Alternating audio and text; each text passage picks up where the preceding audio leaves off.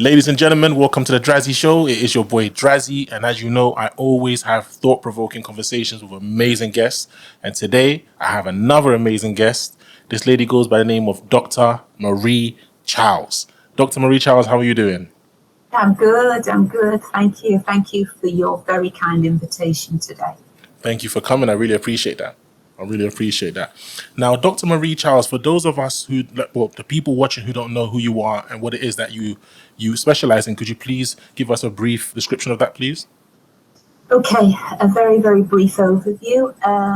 My work is primarily based on the research of foundational Black Britons, so FBBs, and I produce a lot of primary source evidence on the founding populations of Britain. And so the quest or the aim or the objective is to recover our history as the original populations of Britain. It's very controversial. A lot of people don't like it. Many people reject it. But you can't reject evidence and the truth, because this is what it is based on. It's not based on an emotion or a feeling. It's based on the truth. Wow. That is very controversial. I'm not gonna lie. And you know what's so funny? I only in the past year or two discovered the foundational Black Americans. I'd never heard of that concept, and at first it angered me because I thought, why are you guys trying to deny that you're African? But then I realized there's a certain sector of them that believe they're not from Africa, or believe they're originally from the land of Americas.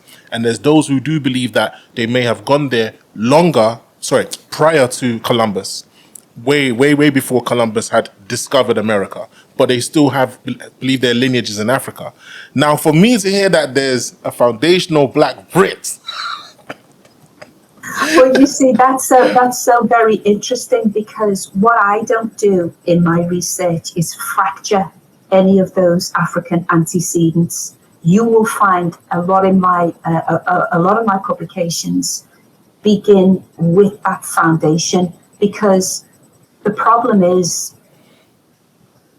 a lot of people in the quest for recovering one's self-identity, they come in as a media res paradigm. Now, media res refers to coming into the middle of things. See, we go back to the beginning.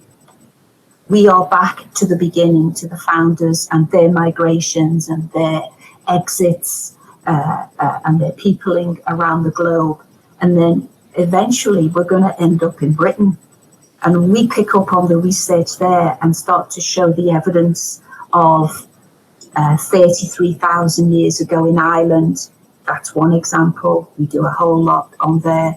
And then this, we kind of hold on to our hats now when I give this figure, that when we move into the southern parts of Britain, Wessex, Norfolk, and Suffolk, we're looking at 250,000 years ago.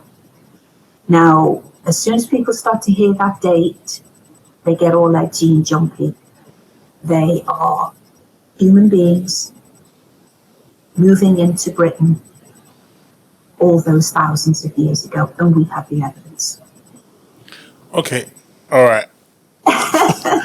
For someone like me, who my depiction of history, what was sold to me, is that the Romans came to England and called it Britannia, or came to the island and called it Britannia, right? After a pagan Roman goddess, right?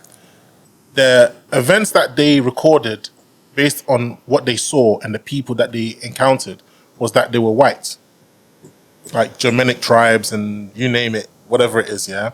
That's what they've sold me. And that's what they've sold the majority of people in the world. This is the first time I'm ever hearing anything like this. I know they Cheddar Man came out recently, and they're now recently saying that Stonehenge was built by dark-skinned people. And obviously I know they found some graves, and some of the ornaments that were adorned on these bodies were like African-style jewelry. And they've tested the bones and realized that these people were of African descent. But they make it sound as if they came and with the Roman Empire and they were part of the Roman Empire. But you're saying some of this stuff predates Rome and Greece in itself. Absolutely. Thousands upon thousands of years ago.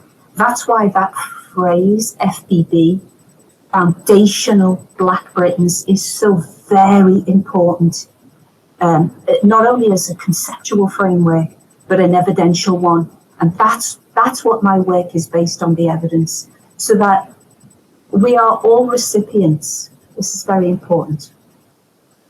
We are all recipients of an education system that has totally and utterly discombobulated our thinking.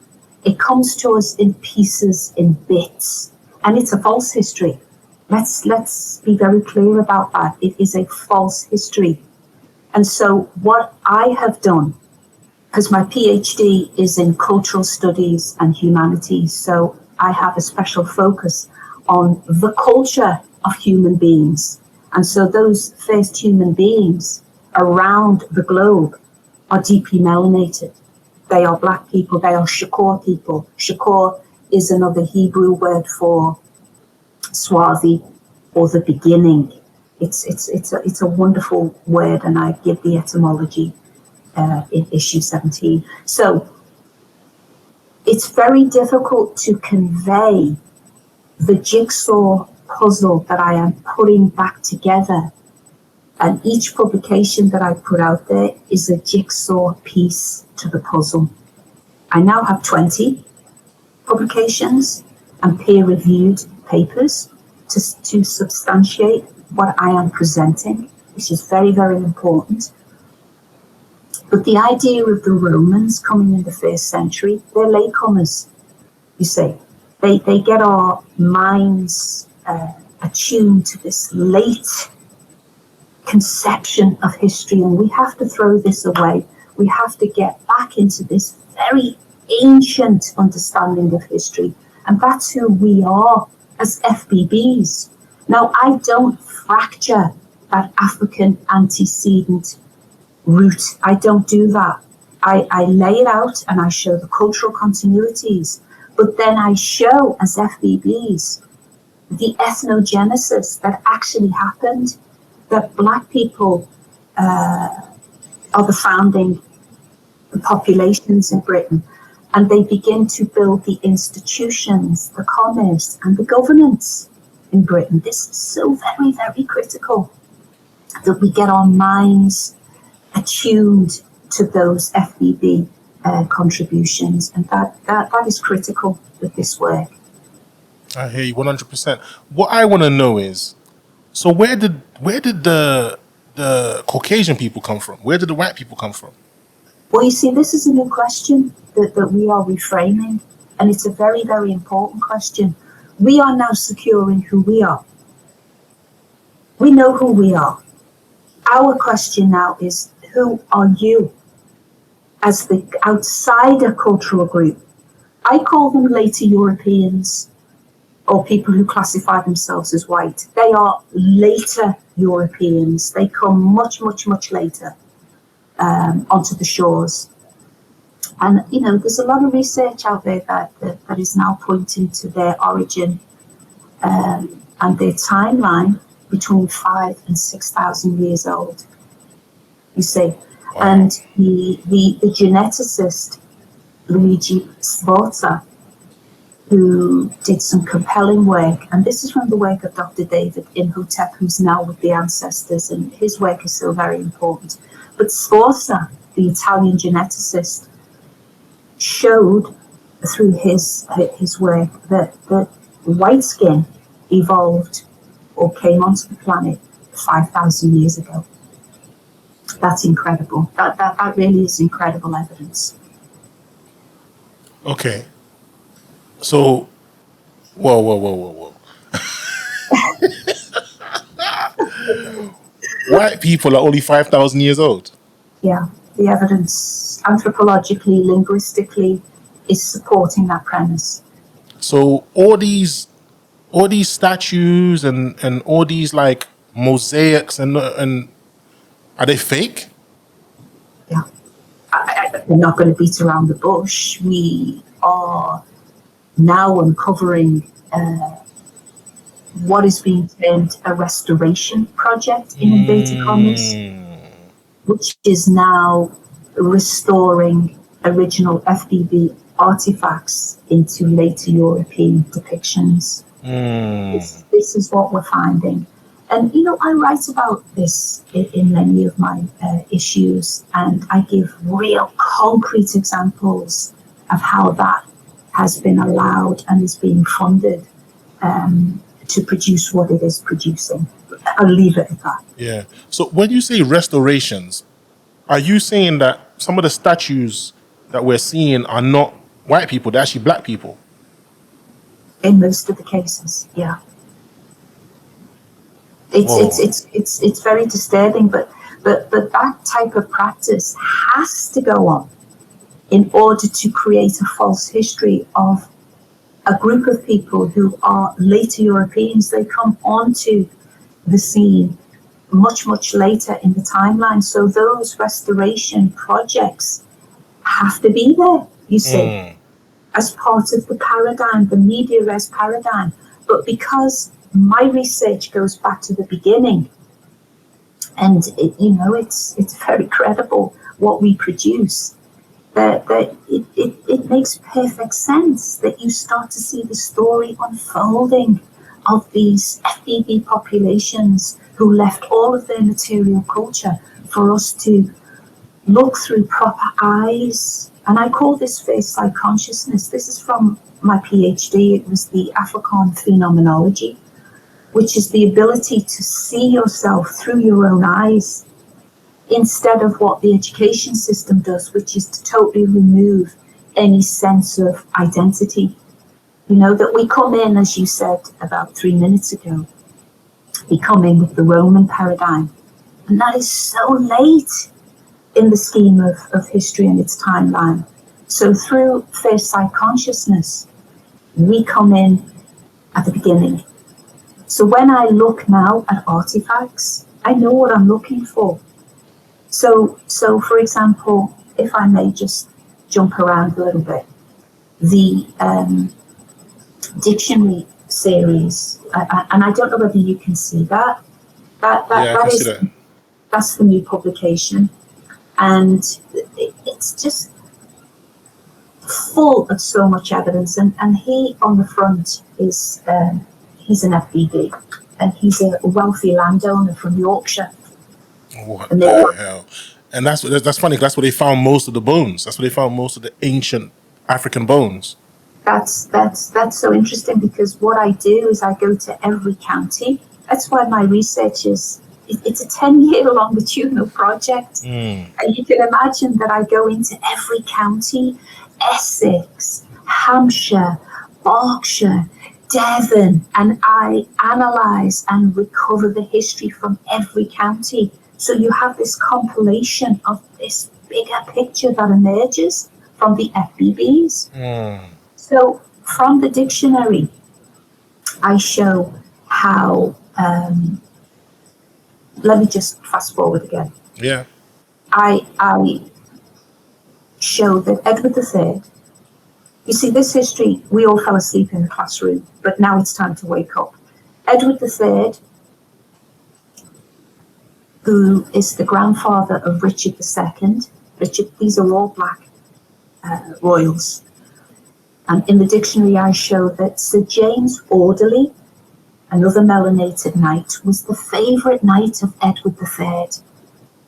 And he was another wealthy landowner like the Meynell family, who in the 13th century was earning, in today's monetary equivalents, £180,000 a year from the royal purse crown.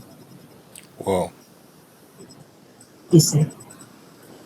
And all of this evidence is laid out. You see them in the Order of the Garter, which the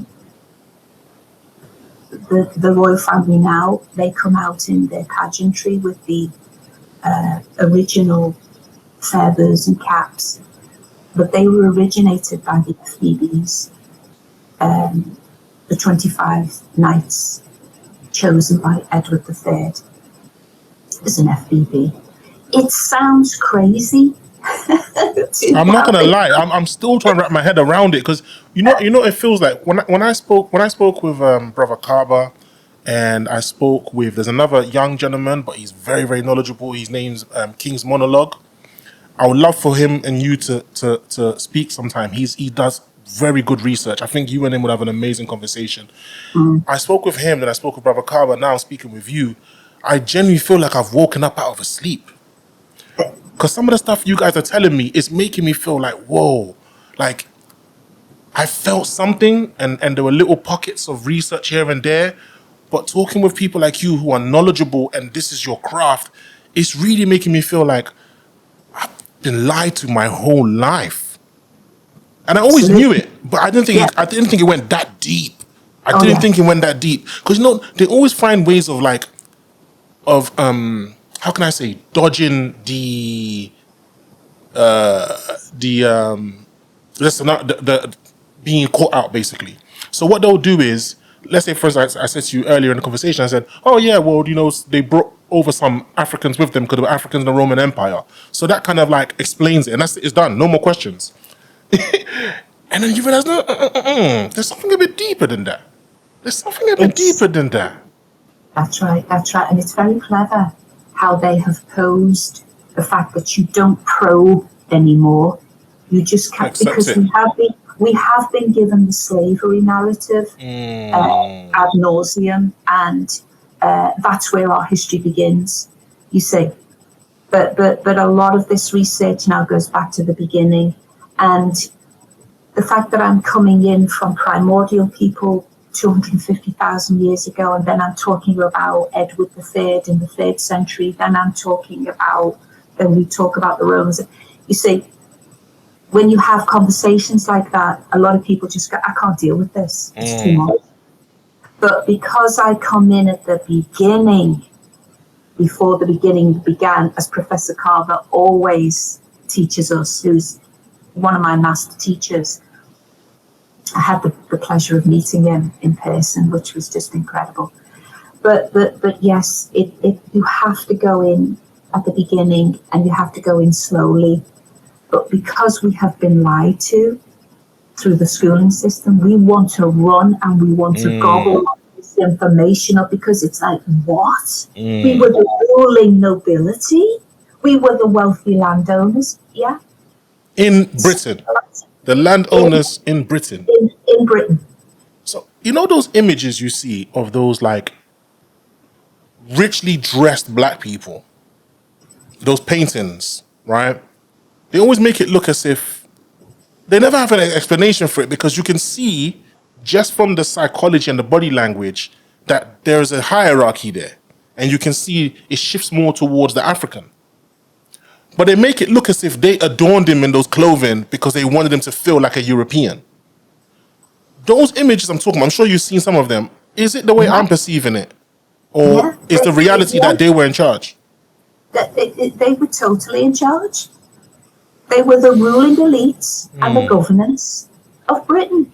Now, you see, what I do in terms of the historical continuities is I move into France and Germany and into Italy to secure the argument.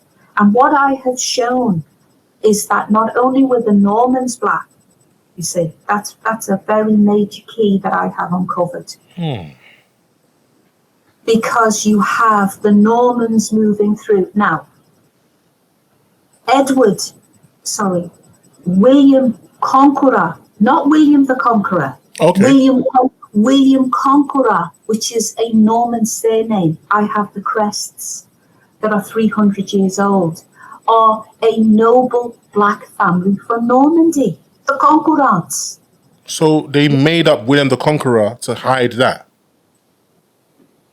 Exactly. You see, it really is one bomb after another. But once you start to knock down these doors, it all makes perfect sense. The jigsaw puzzle comes back. So William Conqueror comes through in 1066, as we all know. And then his son Henry I, who I also document, King Henry first is another melanated individual. I also have Odo, who is William Conqueror, his brother, who was another wealthy landowner. You see, all of this evidence is in copious amounts in terms of my research. It's incredible. That's why I was able to secure, because it is a 10-year longitudinal project, I must emphasize that this did not happen overnight, but the dictionary is page after page after page of indigenous FBB surnames. Your own name, Albert, is Albrecht. It is the royal house from France and Germany, and they were noble elites, FBBs or FBGs.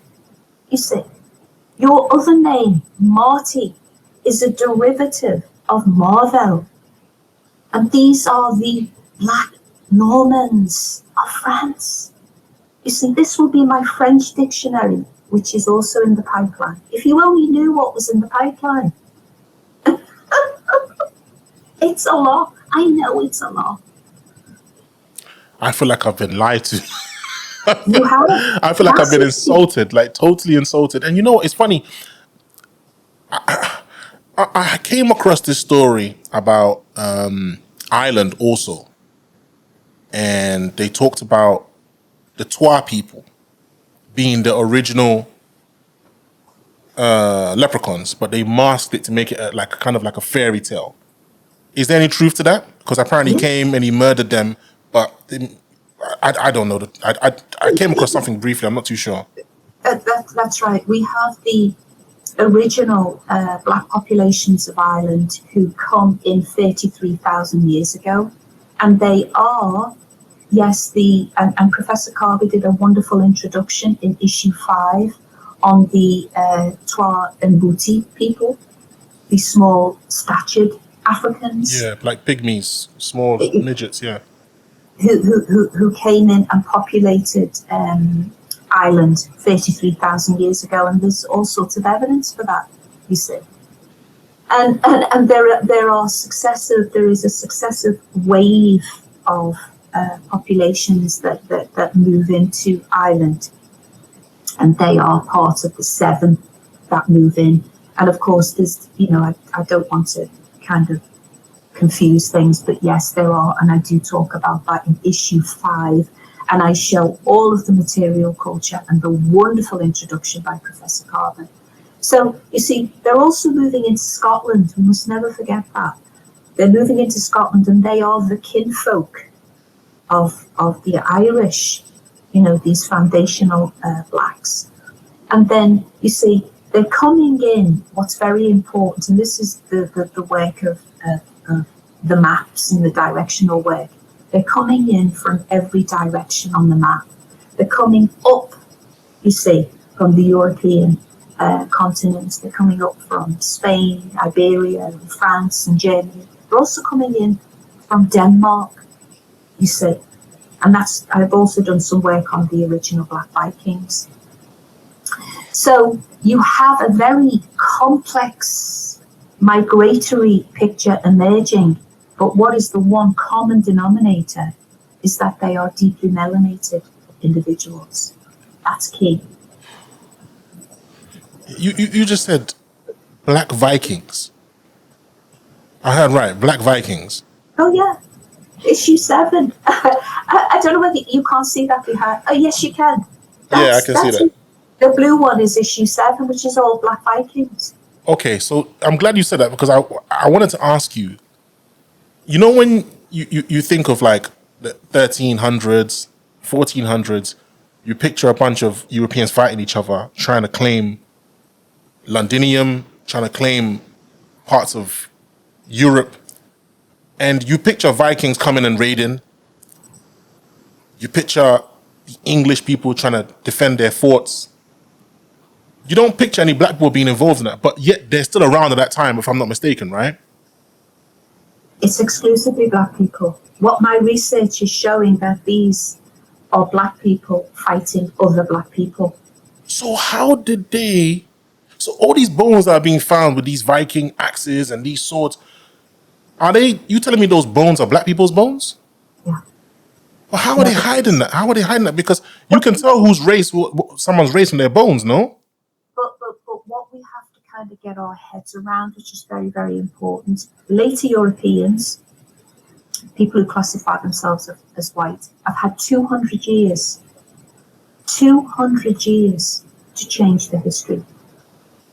Think about who controls the education system. Think about who controls the books. Think about the textbooks and the curriculum, you see. Think about who delivers the teaching. As a former teacher, I was a classroom teacher for a long time. I've also written about the experiences of black teachers as well. But just to keep on track, the teaching population is 94% white.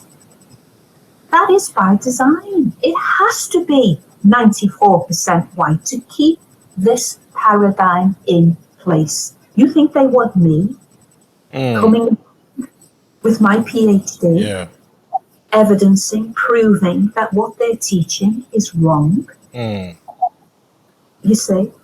Do you know how many conversations I've had with black academics in institutions, in universities, who have one conversation with me and never return the call again?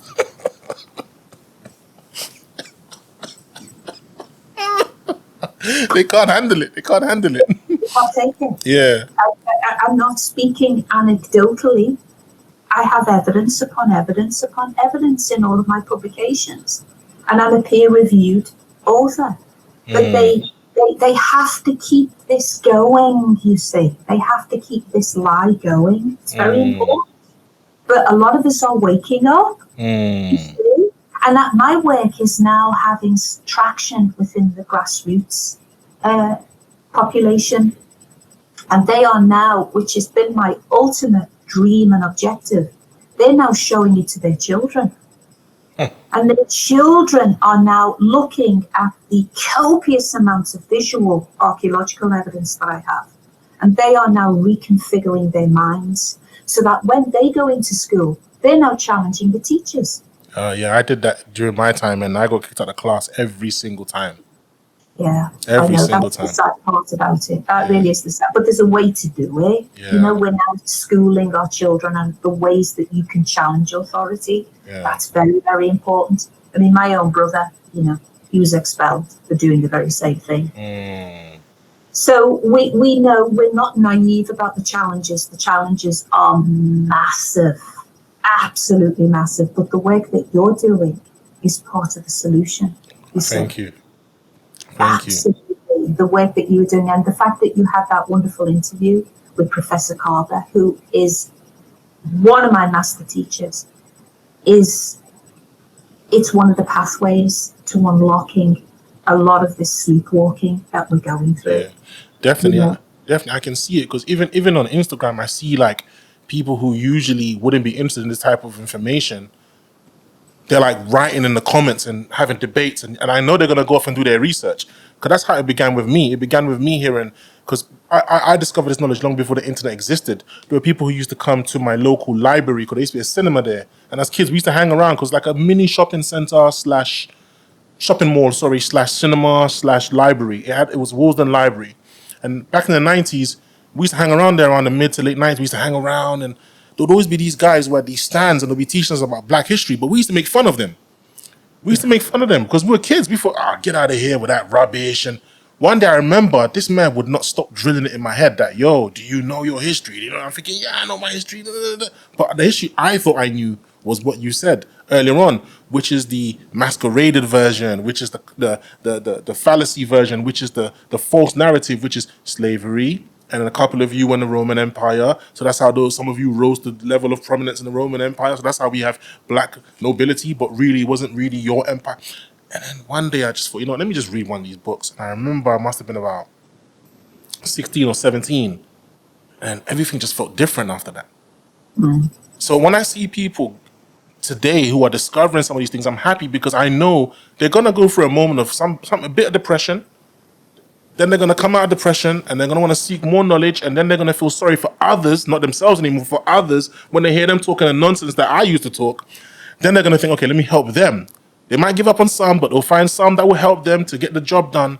And that's how I feel like now. I'm 40 years old and I feel like a child again, because I'm talking to people like you who are just so knowledgeable in this stuff. And I'm like, I know you're even what you're giving me isn't even a teaspoon of what you know. But that in itself is just confusing me. I'm trying to cram in 10 years, and it's impossible. It's impossible. It's almost like a jelly throwing exercise. But I must say this: while you were speaking, I was thinking of Dick Gregory, you know, the wonderful comedian. But he was also an activist. That's very important. The name sounds familiar, but I don't think I remember the face. He had a grey beard and so on. Let me check him out. I'm listening, but I'm gonna go check him out right now. He's such an incredible teacher. I mean, he's passed now, he's with the ancestors, but he said how can I know? I know his face. I forgot the name. Dick Gregory. Yes. Sorry. Yeah, and he said something very profound. He says a lot of things that are profound, but he said once you put the magic glasses on, which is first sight consciousness, you can never take them off again, and you can never force them onto other people. You see. You have to come to this awakening yourself. I cannot force individuals to embrace my research. I can't do that. You have to do it yourself. You have to be intrigued enough to pick up the publications, verify the information, and then start to change your own thinking and conceptual framework. That is so very, very vital. But I would say this. 2025, this is a new day. A new paradigm is here. And you, Brother Drazzy, and your platform are really part of this paradigm change. And things are never going to be the same again. You see, once you open that door, once you put those glasses on, it's over. Yeah. No, I agree with you 100%. And you know what? You saying that makes me feel emotional. And the reason why it makes me feel emotional, I'm someone I truly do believe I wasn't here for no reason, sorry. I truly believe I'm here for a purpose.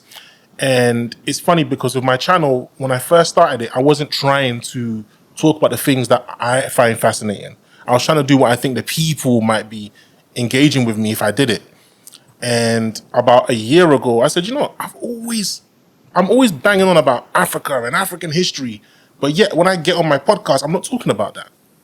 You know, I'm always talking about, you know, wanting to discover, you know, knowledge that is hidden, but then I get on my podcast and I'm talking about knowledge that's already out there. You know? So I just thought, you know what, I'm going to interview, I remember I read When We Ruled. I said, right, I'm going to interview this gentleman. I have to interview him. I have to interview Mr. Robin Walker. And after that, like you said, that was it. I said, forget it. I'm not talking about nothing else but what I love. And what I love is the research that you're doing. I love what Brother Robin Walker's doing, what Brother Carver's doing, what King's Monologue is doing. And I can't go back. No. I can't go back at all. I genuinely feel like this is what God wants me to do. That's right. I genuinely feel like I have to have conversations with people that would enlighten me, but the audience also watching. Because I'm learning in real time. Everything you're telling me, I'm learning in real time. I'm going to go back and do my research now. And in the future, God willing, if I have another conversation with you, you're probably going to look at me like, he sounds a lot more knowledgeable now. He's cured some of his ignorance. Because I always say, I'm ignorant. I always say it. A lot of people think the word ignorant is a bad word. It's not. We are all ignorant. And we must cure it. Because think about it. I could have easily dismissed everything you said. Let's say I never was interested in interviewing you and you were some lady who was on TV. I could have gone, that's ignorance. That's it. But if I thought, let me look into what she's saying, you're curing your ignorance. That's right. And I think also, I'm also battling against not only the information and the history and the stolen history, because that's what this is all about. You know, we're restoring our correct identities. That is so very vital. But I'm battling against a paradigm that is dominated by males. You see, as a black female researcher, the amount of obstacles that I have to overcome is just incredible. So it's a new way of being able to be so full of humility and to be balanced in your own concepts, to receive the information from a female, you see, and a black female at that. A lot of people will just say, okay, that's not the authoritative voice that we're used to listening to. You see, there's all sorts of things that you have to break down, and then you have to break these perceived misconceptions in your own mind. You know, the great Bobby Hemmett said, you must never reject someone with the information based on who it's coming from. You could be getting this information from somebody who is homeless. I know that's an extreme example, but we have to be so open in our minds and our thinking that we don't shut down real viable pathways to information. And I was also thinking about, as you were speaking then, that one of my other master teachers was Dr. Amos Wilson. And he said something very profound. He says lots of things. He said that history is not the mere recapitulation of dates and times. It's our total orientation within and towards the world. It lives in your brain. And that's why later Europeans have to control history. You see? How you walk as a 7-year-old in the world is a result of the history that you have been taught. In the British education system, we are latecomers to humanity as black people. We are only slaves, and we're exceptional Africans who've been put on a pedestal. And that's how we walk through the world. But when we wake up and we realize that we are it everywhere you go, as the founding populations, you walk and perceive yourself and the world in a completely different way. 100%. 100%. I agree with you 100%. And I think that was all part, because I was going to ask you before, why do they want to hijack history? But you've answered it. Why do they want to? But then you've answered it. And it's funny because sometimes, I don't know, what I'm saying might be sounding radical, but sometimes I feel like everyone does not like us. I look at the way Arabs treat us and how they perceive us. I look at the way Asians see us and how they perceive us. And I look at the way how white people see us and they perceive us. And even though it might not be all of them, because I don't want to generalize, as a majority, that's still who they are. You know, that's still their teachings of Africans. It's very much negative and, you know, subhuman. And I always think to myself, why? And the more and more I started to talk to people like yourself and that, I realized why. It's because they don't want us to know who we are. They don't want us to know who we are. They really don't.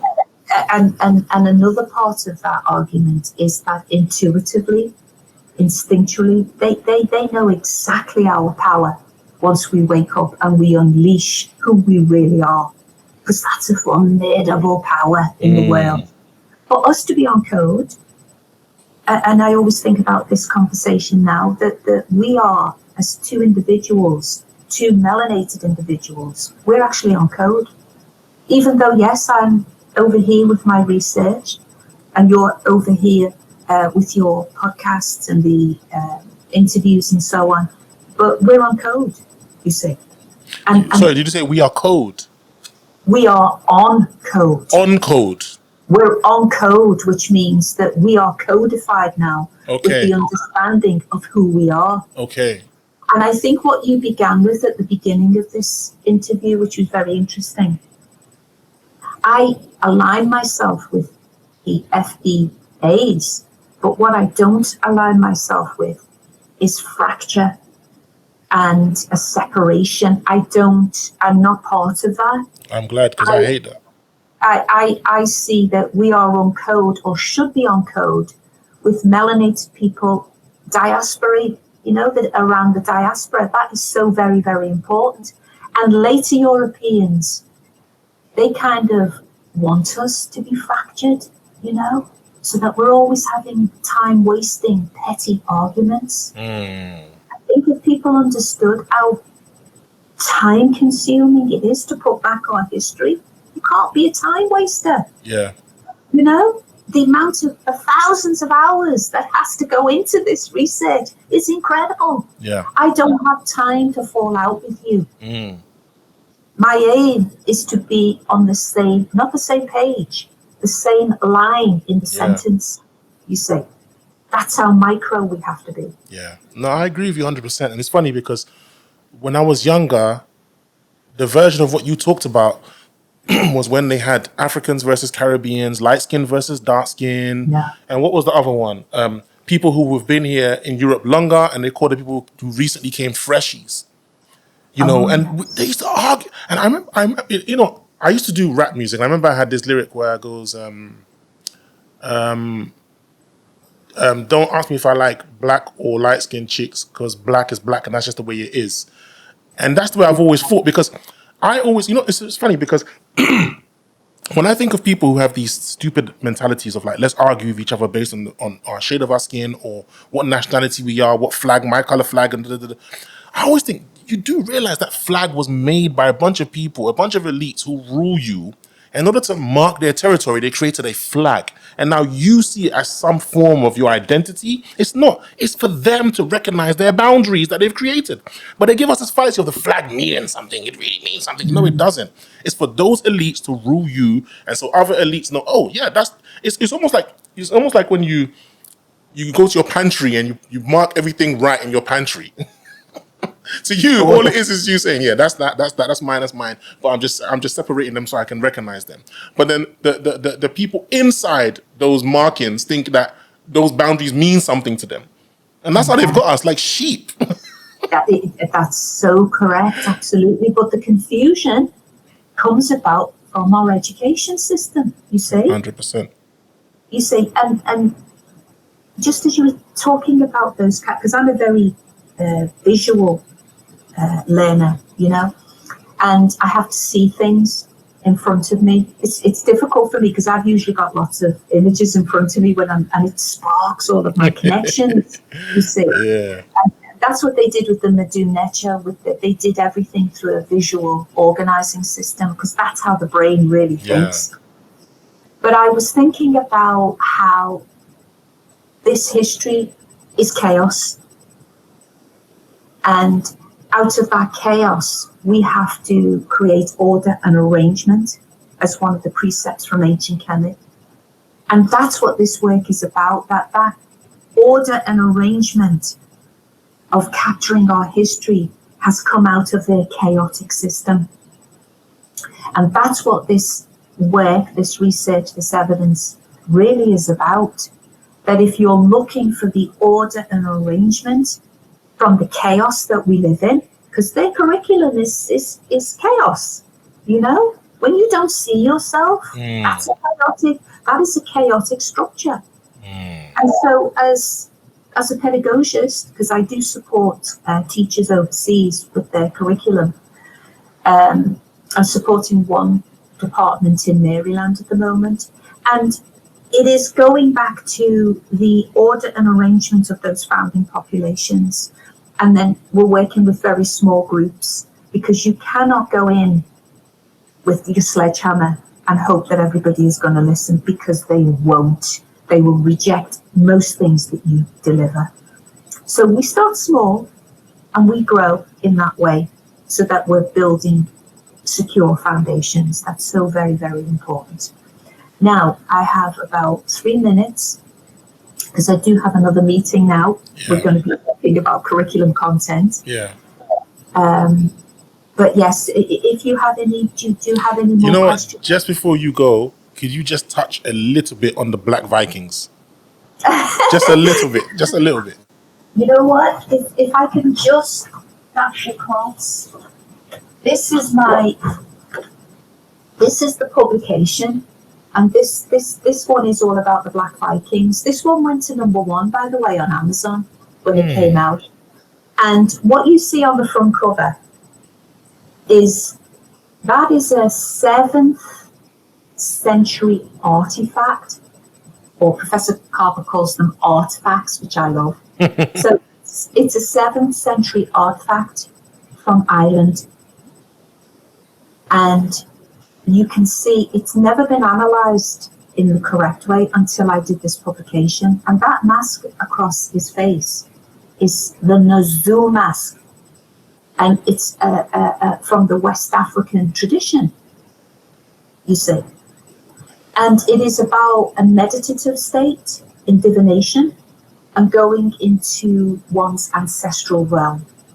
Now, what white Viking is going to leave that nearly over 1,000 years ago in Ireland? You tell me which white Viking is going to do that. Okay. Now, what's so very important, because I do a lot of work on onomastics, which is the understanding of surnames, land, places, and people. Now, that was found by the Vikings in Ireland in a place called Munster, which is southern Ireland, but its real name is Mumu. And Mumu are the elders, the traditional elders, the Balari elders from overseas, from Indonesia, in fact. Wow. You see. And so in this issue, I show the sacred dragon, I show the dragon ships, I show the artifacts that have their African antecedents. It's just full of evidence. And you see that particular example? Oh my God. You see? They have their African antecedents, and that was found in Sweden. So, yeah, you have to get this. Yeah, definitely. I'm going to do that 100%. To understand the Black Vikings. There's also, we mustn't be naive when we come to the stronghold of later Europeans as they hold on to different epochs in history. There's a centre in Britain that is called the Viking Centre, and it's funded by the government. And what they have done is totally changed history and whitewashed everything. So they have successive generations of children visiting this centre under the impression that all the Vikings were white. You see, not only do they do it through movies, but they do it through institutions and, of course, their publications. So, I've written to them to tell them that they need to refresh and rethink about what they're teaching. And have I heard from them? You see, it's not that they reject it. They think that I will go away and that the work will disappear. But it's growing. You can't hide the truth. It's growing and growing and growing. These people must have a headache, man, to constantly have to cover things up. It's too much patchwork. They must be getting tired, man. That is so critical what you said. You can't keep a lie going because the truth is too powerful. You can have your funded organizations, you can have your programs, but you see, the truth will start to unpick it and erode it, that it has nowhere to stand, you see. And this is the power of the truth. It's one of the universal truths of the planet. You cannot suppress the truth, you see. It will have its time. They've had their time, and we mustn't be, we have to think about the successive generations that have suffered under this system. I was a recipient of the schooling system. See, there's one of my bells. Okay. Oh, man, it's such... Continue this. We have to continue this. It was such a lovely conversation. I really, really appreciate your time, all the knowledge that you've shared. We will continue this because I feel as if there's too much. There's too much. But listen, thank you so much for your time, Dr. Marie Charles. Have a lovely day. And I'll be in touch. We can continue this, yeah? Thank you so much, Brother Drazzy. You have a great day. Same to you as well. Blessings. Guys, thank you very much for watching, man. I really wish we could have had a longer conversation. I think a 2-3 hour conversation would have been the best way to get all this knowledge out. But obviously, you know what? Everything happens for a reason, which means I'm going to go back, I'm going to read up, do more research. And when we continue the conversation, I'll have a lot more to ask. So everything happens for a reason. But guys, thank you very much for watching. Please comment, like, share, subscribe. And guys, spread the knowledge, man. Share this video out and go and check out Dr. Marie Charles's books on Amazon as well. Gain some of that knowledge. I know I'm going to do it. I know I'm going to do it. So the next time when we have the next conversation, I'm going to see some of your comments are going to be like talking to the things that you read in these books as well. But guys, listen, it's been a pleasure. Peace.